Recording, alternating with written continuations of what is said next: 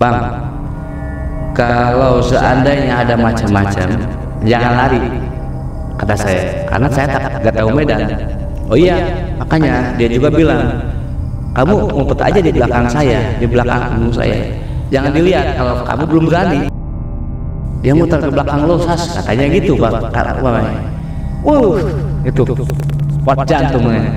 Ya perasaan ada nempel banget di pundak. Ada persis di belakang saya.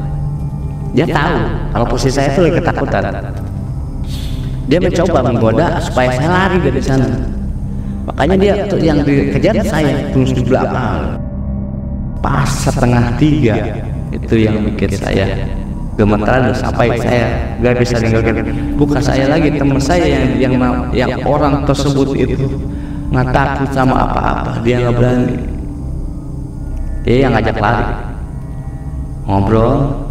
Pas saya ngecek sasajen sama dia, kita cek aja udah ada gambaran belum dari telur. Oke, pas saya ngambil telur darah,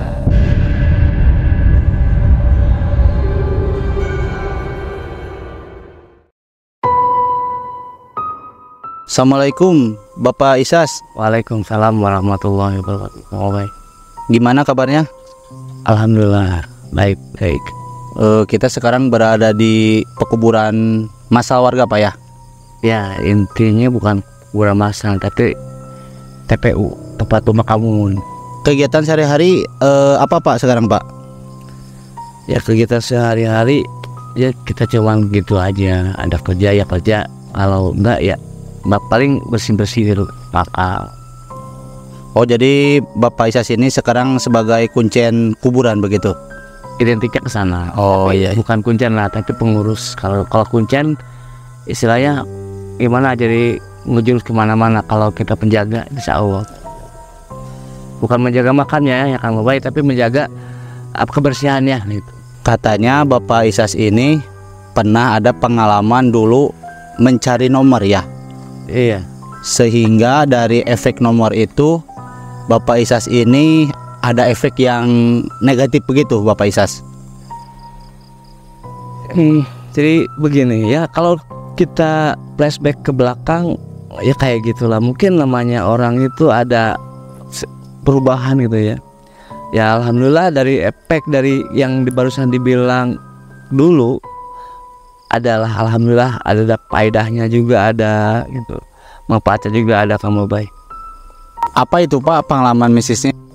Itu pengalaman yang paling pahit buat saya. Paling pahit tapi yang termanis buat saya. Yang saya bilang terpahit itu, kalau saya awal-awal yang kemarin sebelum itu paling dapat kejadian 1 atau 2 macam. Tapi itu benar-benar bertubi-tubi, kamu baik. Dari makhluk sakral itu, aduh bener-bener tempat itu bener-bener angker sekali yang ngomong. Ya kejadian-kejadian itu yang paling menyeramkan itu di sana. Dari semacam kuntilanak, pocong, anak kecil. Wah, udah banyak yang ada yang terakhir sekali. Yang bikin saya lari kocar-kacir sampai meninggalkan tempat itu. Dan alhamdulillah sampai dari sanalah saya dapat manfaat dari sana gitu. Terpikir istilahnya. Oke pemirsa, gimana cerita selengkapnya? Mari kita mulai.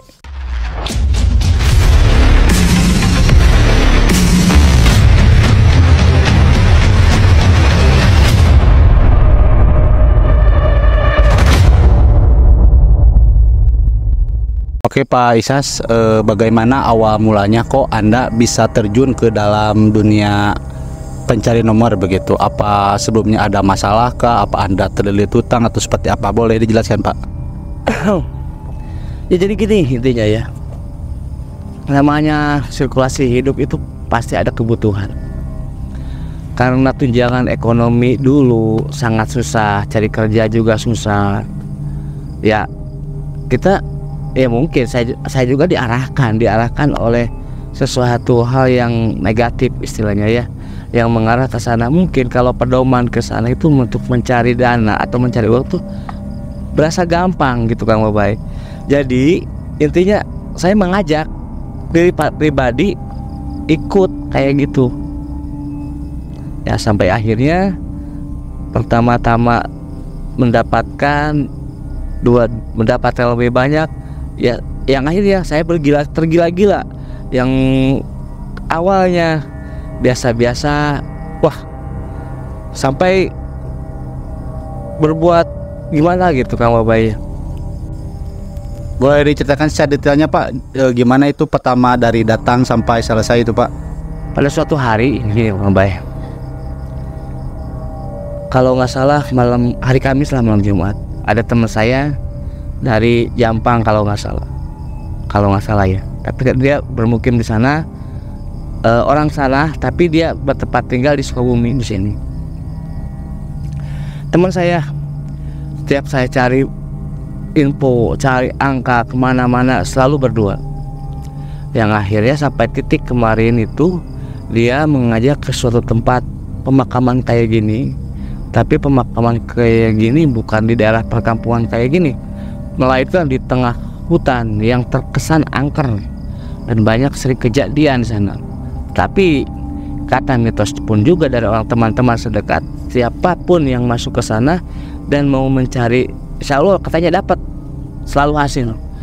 Ya makanya saya ikut ke sana sama dia, ingin mencoba istilahnya Kang Babay. Singkat cerita saya sampai ke sana, terus mampir ke rumah atau ya yang sebut tadi kuncen ya, penjaga makam. Kuncinya itu saya ngobrol di mediasi di sana, ngobrol tentang masalah macam-macam, sama melihatkan perbekalan itu intinya buat sawen atau sugu gitulah istilahnya, kalau bahasa Sundanya itu sugu. Sesajen gitu Pak ya? Sajen ya, sajen yang dipinta itu macam-macam lah.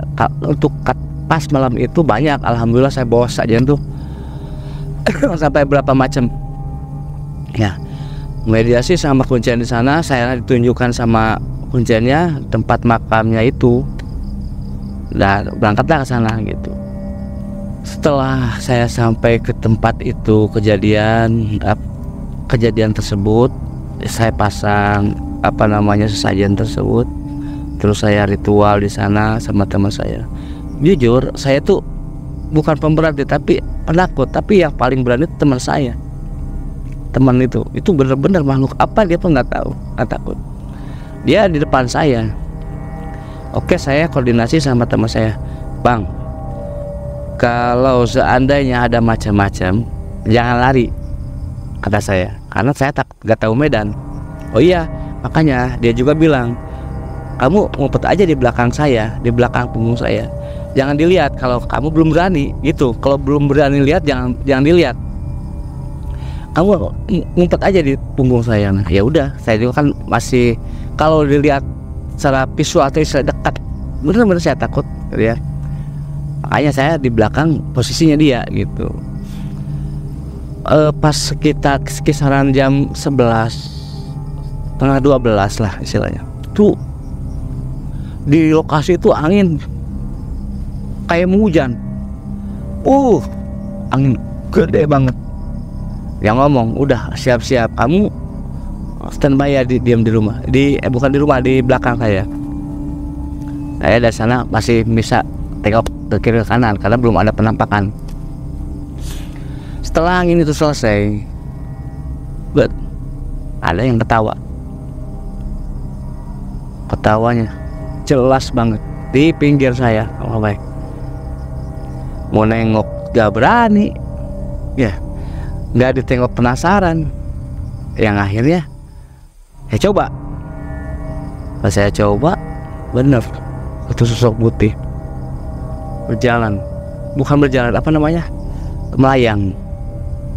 Dia melayang, muterin kita, terus dia berdiri di depan saya, pas depan si teman saya itu. Kalau dia berdiri di depan saya, langsung saya sontak, gak bisa melihat secara langsung. saya langsung apa namanya nendep aja di punggungnya dia gitu loh. Karena nggak kuat untuk lihat, tapi berani untuk diam gitu kan Bayi. Masih kuat lah diam di sana gitu.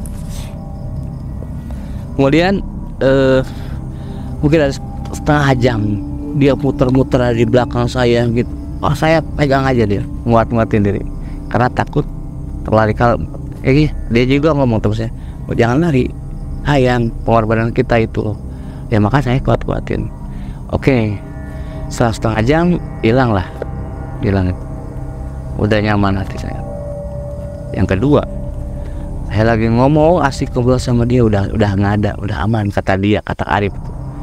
Saya ngobrol sama Arif tuh kalau stasiun biasanya nggak tahu datangin dari mana, nggak ngasih tahu ndak apa-apa. Pas saya lihat ke depan ada sosok putih terikat. Putih itu sosoknya apa? Oh, pocong. Oh iya. Nah, kaget banget. Pas saya ngelihat ke depan, sosok langsung saya ke sana. Kata teman saya megang langsung. Udah diam. Udah saya juga diam sambil takut sambil tanya dulu sampai marah ke tepungnya. Masih ada nggak, Rip? Masih ada. Udah diam aja. Dia muter ke belakang lo, Sas, katanya gitu, Pak. Itu spot jantungnya. Ya perasaan ada nempel banget di pundak. Ada persis di belakang saya. Dia tahu kalau posisi saya itu lagi ketakutan. Dia mencoba menggoda supaya saya lari dari sana. Makanya dia tuh yang dikejar saya terus di belakang. Saya kuatin, nempel aja sama saya. Si Arif tuh teman saya tuh megang sama saya, jangan lari, diam. Udah. Istighfar, baca doa lah saya istilahnya. Bisa mungkin ada 10 menit atau kisaran 15 menit hilang. Wah, hati saya nyaman lagi, aman lah istilahnya, ngobrol lagi.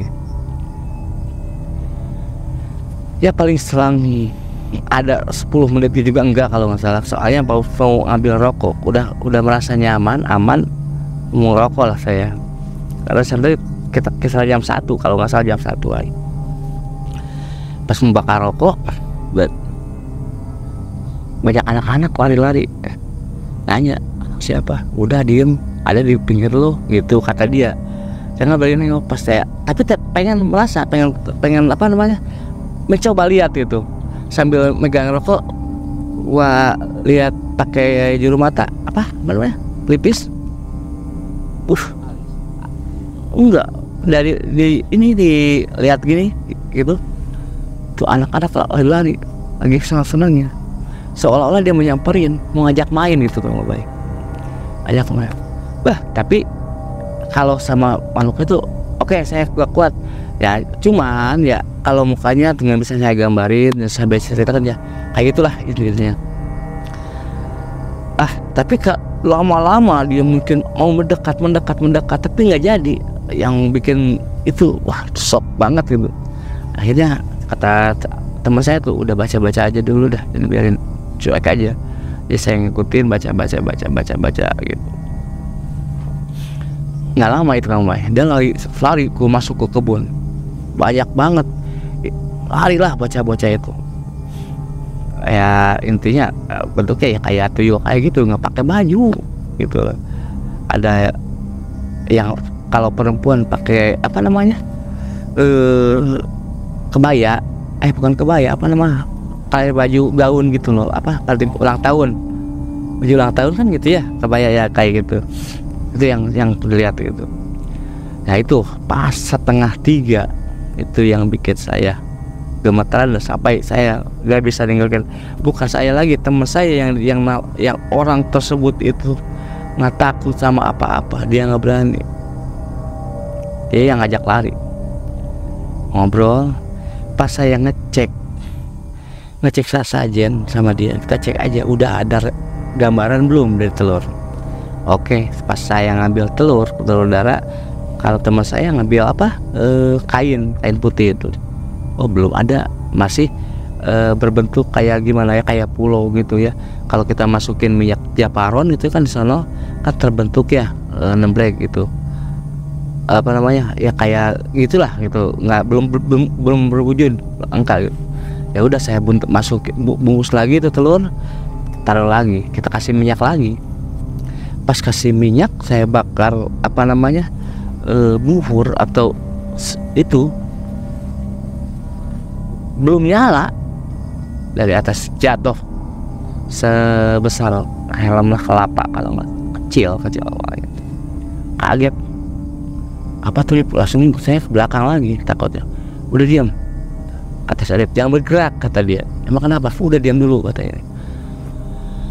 Udah lama-kelamaan tuh muter gitu tuh kayak gangsing sampai apa namanya banyak keluar cahaya di bulir tuh, sinar kayak sinar tapi cahaya aja gitu, kayak mata kucing. Kalau mata kucing kan lihat dari yang gelap hijau katanya kelihatan, itu juga sama kayak gitu, kecil asalnya. Lama kelamaan gede. Dia kaget, mungkin dia baru sadar kalau apa yang dibilang sama kuncen tadi bener, itu datang. Kaget dia, langsung ajak lagi. Soas lari, kaget dong saya lagi ngumpet di belakang, dia ajak lari sama dia. Larilah saya ikutin dia, nggak peduli itu barang-barang saya bawaan, kan bawa perbekalan gitu, nggak dia bawa lagi, langsung dia lari, saya kejar lah sama dia. Posisi saya lari itu udah gelap, baterai nggak kebawa, tempat nggak tahu posisi medannya gimana. Saya lari ngikutin arah aja, jalan, udah jalan terus. Karena apa? Saya tunggu aja tuh. Cerita sampailah ke rumah yang tadi apa namanya kuncian tadi, masuk ke dalam rumah. Apa namanya kan rumahnya nggak panggung, ke loncat ke balai rumah langsung mau masuk tapi dia tidak keluar. Kenapa? Kata kuncian itu.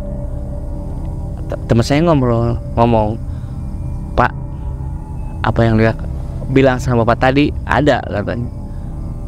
Terus ya saya lari, ya udah duduk kata dia gitu, suruhlah duduk di balai sambil apa namanya narikin duri salak, duri rumput, semak ini, karena saya nggak tahu.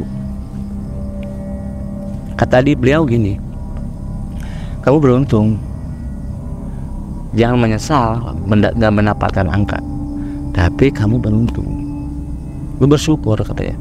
Bersyukur kenapa? Katanya mitosnya makhluk tersebut itu namanya apa? Mata sakulilingnya itu namanya ya, nama kata beliau tuh. Dia sok hantu yang galak, yang sering kalau mendapatkan bertemu sama orang gitu, suka dimakannya nama baik, dimakan sama dia, terus dia hilang entah berapa puluh tahun kemudian atau nanti dia suka membuang kita berak. Ya beraknya bukan di daratan kayak gini, ada di daratan berak tapi bukan daerah kampungan gini. Jauh. Ya iya kan apa namanya, kalau makhluk kayak gitu kan itu rasanya bukan di kampung sama baik, di hutan. Ya bisa jadi kita diberakin di sana ataupun di laut gitu. Ya tergantung kitanya. Ya kalau kita diberakin di hutan, ya mati juga kalau kita belum waktunya. Tapi kata si beliau itu, kalau kita dimakan sama makhluk tersebut terus diberakin, terus kita bisa balik lagi ke kampung kita, ini saya katanya kita itu bakal jadi orang pintar katanya. Tapi belum sih, saya juga pribadi nggak mau lah ya jadi orang pintar karena dimakan sama dia gitu. Mudah-mudahan dijauhin aja udah. Itu kalau kita beruntung. Kalau kita diberakan di laut ya mati juga gitu. Untung gitu. Dari sana ngomonglah sama gitu, Pak, ya untung kamu udah, sekarang kamu beres-beres mandi cuci dulu, besok pagi kita ke sana ke tempat itu tadi. singkat cerita makan di sana karena lapar ya, terus merokok, tidur lah jam 3:30, bangun subuh, selesai subuh mandi, pagi-pagi 5:30 saya dibangunin sama kuncian itu, ayo kita ke sana ambil barang-barang kita gitu lah. Berjalan lah bertiga. Di sana saya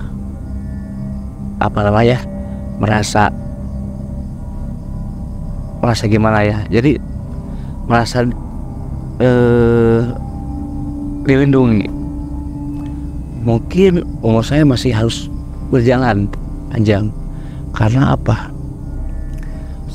Tempat malam lari itu ke kiri jurang tuh puluhan meter kamu baik. Di bawahnya tuh apa? Bukan tebing, apa namanya? Air, wahangan, sungai. Itu medan yang saya lewatin tuh malam itu di atas tanpa pencahayaan, tanpa saya tahu posisi jalan itu. Saya lari sama, tapi alhamdulillah saya bisa sampai sekarang. Di sana mungkin ada rasa gimana gitulah, rasa ada gimana kamu baik, jadi intinya merasa ibadah ya alhamdulillah. Terus saya punya berpikir, untung saya nggak dimakan sama makhluk tersebut. Untung juga kalau saya jatuh ke sana bagaimana itu ya. Mungkin kalau jatuh ke sana itu nggak mungkin selamat. Soalnya posisinya ada 20 atau kisaran 30 meteran batu semua di bawah sungai. Pemalam tebing banget.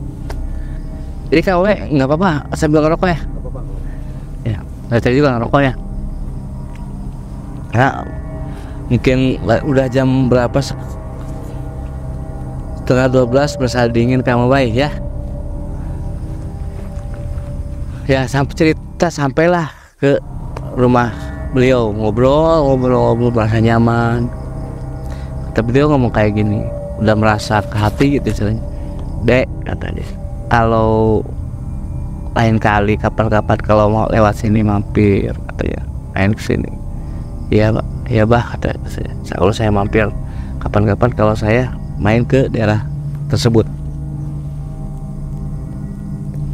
Ya pamitan, saya pulang ke rumah. Selang 2 hari, gimana perasaan tuh selalu terdengar, kepikir gitu omongan si Abah itu, buat apa gitu. Katanya dia tuh yang saya bikin ke hati itu ini, dia ngomong, kamu jangan selalu pengen dibodoh-bodohin kayak gitu, kata dia gitu. Awalnya dia nyuruh, tapi dia ujungnya kayak gitu. Maksud aku gini, saya nanya sama Bapak itu, dibodoh-bodoh gimana? Ya udah, ntar aja ngomongin. Itu yang dia bikin penasaran saya.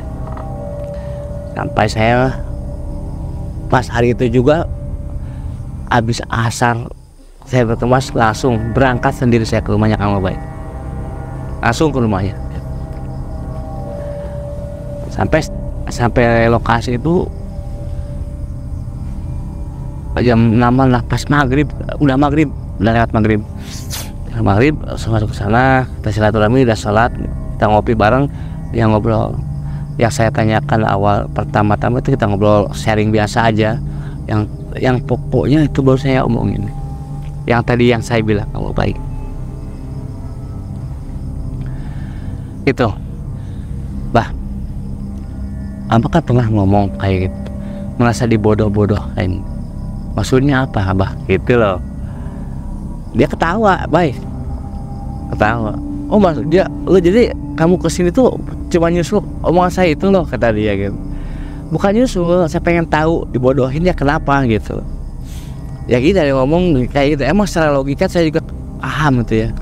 Secara logika, ya mungkin itu ada dorongan dari mistis lain atau gimana, atau cobaan biar saya tetap terjerumus dalam terjerumus ke dunia hitam kayak gitu terus-terusan, mungkin juga. Tapi yang kalau dipikir secara logika pakai akal ya benar juga Bapak Syabah. Kamu naruh naro telur dibungkus kain putih terus diolesin minyak. Lama-lama itu minyak itu kan mengeras yang akhirnya jadi hitam. Uras dari minyak tersebut itu berbentuk angka. Itu ya mungkin kalau dibawa ke pikiran kotor ya kayak angka, kalau di pikiran benar secara logika ya benar, emang benar.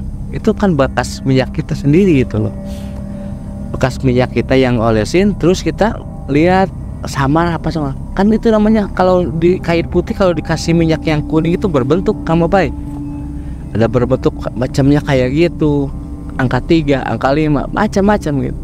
Kita gambar itu, oh ini mah gambar 3, ini gambar 5, begitu. Yang ya itu yang saya tadi bilang itu dorongan dari makhluk, istilahnya jin, istilahnya pengen saya terjun itu dihasilkan, mungkin itu ya ke sana dipikir juga ya benar gitulah. Itu apakah Faisas melihat gitu angka yang dihasilkan itu terus Anda coba pasang nggak gitu, apa berhasil itu, apa jackpot gitu? Sesuai obrolan tadi yang awal, sebelum datang ke sana itu sering banget saya pernah katanya mitos di bawah pohon randu saya jalanin ada angka dapat tapi nggak banyak. Itu mungkin dorongan aja supaya kita lebih percaya sama yang gitu, yang akhirnya kalau kita lebih percaya sama makhluk kayak gitu dan kita tidak akan percaya sama yang memberi rezeki. Itu karena apa? Itu yang bikin kemungkaran itu kayak gitu, seolah-olah rezeki kita dikasih itu berkat dia gitu. Itu kamu baik. Itu kasarnya hanya sugesti kita. Betul, sugesti. Dari minyak itu bisa terlihat gambar gitu. Iya. Betul, itu makanya dia itu ngomong bodoh-bodoh kayak gitu. Oke, kita langsung cerita aja ya. Mungkin udah terlalu malam. Saya ngobrol lagi sama Bapak panjang, udah saya paham, ngerti gitu. Akhirnya terbukalah minat untuk berbuat kayak gitu, agak merasa ngerem gitu. Ya udah mungkin udah lama, mungkin kisah jam 9-10 saya pulang dari sana. Balik ke rumah. Terus saya di rumah juga biasa, aktivitas biasa juga. Dulu aktivitas saya itu ngojek ya. Itu ngojek aja. Mikir dari sana pas habis dulu tuh mikir. Sepi-sepinya narik sama baik. Dapat dulu tuh kalau ongkos dari perapatan ke tempat saya tuh ongkosnya cuma 600 perak sama baik dulu ya. 600 perak. Habis dulu itu saya mendapatkan waktu 3.000 kalau nggak salah. Habis duhur sambil nyari angka gitu, dapat 3.000 saya pasangin lah gitu. Saya pasangin lah dua angka sama baik 1.000 itu dulu kita bukan kayak sekarang kan online ya di handphone. Dulu mah enggak, kita pasang ke bandar togel itu kalau nggak salah ya, togel Singapura. Kalau itu ya sekarang Singapura tapi adanya di itu di media. Kalau dulu mah enggak ya. Dulu tahun berapaan lah ya ongkos segitu. Sekarang ongkos udah 8.000. Yang 3.000 saya pasangin sama baik. Kan biasanya dari Perwas itu sebelum maghrib jam 6 perapat itu udah ada keluar data dari bandar tuh, angka sekian keluar. 0 jong maghrib tuh jong. Saya ngeliat, biasa udah jong, pulanglah ke rumah, udah dapat tempo. Di rumah tuh mau ngopi, mau ngerokok, tapi gak ada duit kawan. Saya berpikir, coba kalau nggak dipasangin, mungkin rokok itu dulu kan ya rokok jarum coklat itu berapa ya, cuman 4.000 kalau nggak salah, masih tahun dulu lah 90-an. 90 lebih, 93, 94 segitu. Mikirlah saya dari sana, kalau dibeliin rokok pakai dapat kertas doang, tapi nggak jadi bisa dibakar. Ya udah, akhirnya saya mintalah sama orang tua saya buat beli rokok, buat beli kopi. Saya bilang rokok, ngopi, saya ngelamun di rumah. Kok terbayang lagi sama si Abah tadi. Atat sekali gini menit sok. Itu kelak. Objection. Jam 8 kok teringat lagi sama si bapak itu. Gak tahu siapa dorongan apa. Nah ini saya pengen ke sana, berangkat lah, hidupin motor pakai jaket langsung berangkat ke sana. Jam 8 saya ke rumahnya bapak itu, Kang Babai, udah 3 kali. Ya pertama survei, kedua eksekusi, ketiga silaturahmi, yang keempat saya mau ngobrol lagi. Berarti itu jalan nggak bakal hilang. Yang bikin anehnya apa, Kang Babai? Dari itu kan udah biasa saya lewat ke sana. Ya 3 kali bang. Tapi yang dibikin bingung itu kok nggak ada rumahnya, Kang Babai. Kemana itu rumahnya nggak ada? Ya nggak tahu, mungkin karena saya malam kesananya jam 8 jam 9 lah, atau gimana, saya ketemu rumahnya itu. Nggak coba tanya-tanya warga gitu? Nggak bisa, kan tengah malam saya kesana itu dari jam 8 dari rumah, datang ke sana jam 9. Itu kan posisinya bukan di pemukiman, di tempat ini makam kayak gini, nggak ada rumah, cuman rumah dia doang gitu. Kalau TPU mah ada, makam mah ada, cuman itu yang biasanya dari mungkin ada 30-45 meter lah. Ya rumahnya dari pemukiman, dari pemakaman gitu sih. Terus selanjutnya apa tuh? Ya balik lagi, saya pulang lagi, tapi saya nggak merasa takut sama sekali. Udah tahu nggak ada, nggak ketemu, saya udah balik kanan, pulang ke rumah, datang ke rumah, ya berpikir apa yang diomongin itu kok benar. Yang akhirnya ya mungkin dapat hidayah juga, atau taufik ya, ada hidayah dari sana. Sampai sekarang alhamdulillah, Kang Babai, belum pernah satu kali pun ngikutin permainan kayak gitu. Jangan permainan kayak gitu yang namanya judi itu, alhamdulillah saya enggak. Mungkin hikmahnya dari sana, Kang Babai. Boleh disebutkan Pak, apa saja itu sesajennya gitu?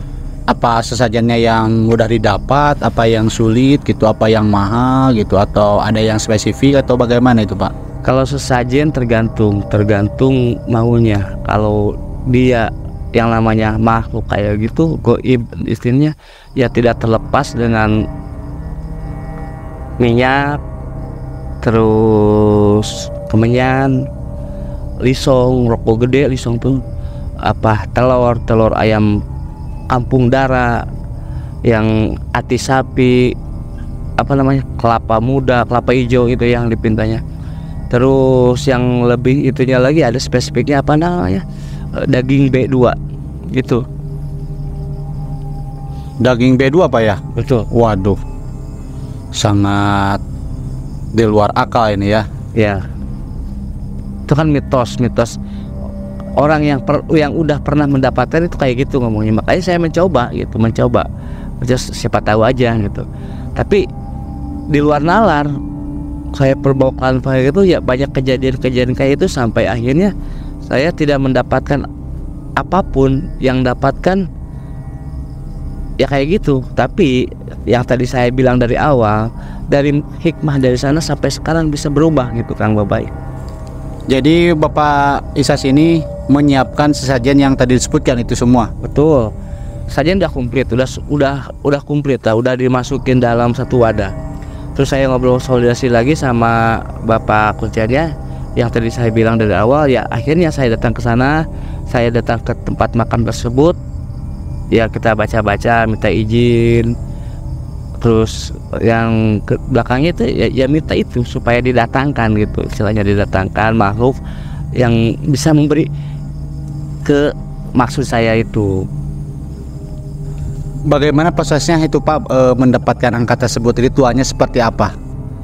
Ya ritualnya nggak banyak sih, cuman kita hadiah, munajat dan minta ya sama makhluk itu. Makanya itu satu hal yang saya ingin kemukakan sekarang, jangan sampai lakuin kayak saya dulu, karena itu mendekatkan dengan kemungkinan, iya, karena menduakan Allah gitu istilahnya.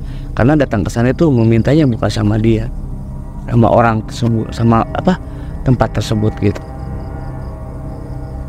Bagaimana dia itu memberikan angka kepada Anda gitu kan? Kalau dia ngasih angka, bagaimana kitanya? Kita kan sana bawa media yang tadi dibaca tadi, ada apa namanya, telur ayam darah, terus minyak sama kain putih itu. Kita ritual di sana. Dan kalau pengalaman yang udah dapat kemarin itu, biasanya kalau sudah ritual terus tidak ada gangguan makhluk sakral, makhluk halus istilahnya itu ya, apa nama, makhluk gaib kayak gitu, nantinya di telur sama apa namanya kain putih itu ada tertulis angkanya itu loh. Dan dari angka tersebut itu tertulis angka gitu ya? Betul. Dan esoknya Anda coba angka itu dipasang dan berhasil begitu? Ya itu tergantung kitanya. Kalau kita percaya, yakin ini angka itu benar, angka nominal sekian, terus kita pasangkan, ya dapat. Tapi nggak banyak sih. Terus kejadian menyeramkan apa pada saat Anda mencari nomor di tempat kuburan itu, sehingga Anda tidak menyelesaikan apa yang ditugaskan oleh sang kuncen tadi Pak? Sebetulnya saya tidak dapat tugas dari kuncen tersebut ya, cuman saya cuma minta izin aja untuk masuk ke ranah beliau, ke tempat beliau, dan mengganggu aktivitas yang di sana. Oke, terima kasih Bapak Isas telah berbagi cerita dengan saya. Semoga ini bisa menjadi pelajaran buat harap ya, buat motivasi juga ya, agar tidak terjebak ke dalam dunia perjudian. Ya, sama-sama baik. Cuman saya berpesan, ya namanya sifat orang itu nggak bisa dirubah dengan sendiri itu. Tapi kita harus mencoba gitu. Bukan saya untuk mengasih saran atau ngasih tahu, tapi cuman hanya sekedar cerita saya sama baik, cerita kisah saya dulu gitu. Tidak ada unsur apapun buat orang lain, ya silakan aja gitu. Kalau kita masih senang ya silakan, kalau kita masih suka ya jalanin gitu kamu baik ya. Istilahnya bukan, intinya ada ucapan saya itu bukan apa-apa gitu. Cuma saya cerita aja, sharing sama Kang Babai gitu. Oke, terima kasih Bapak. Sama-sama. Semoga kita di lain waktu bisa berjumpa kembali dan bisa berbagi Insya Allah cerita pengalamannya yang lain-lainnya. Insya Allah.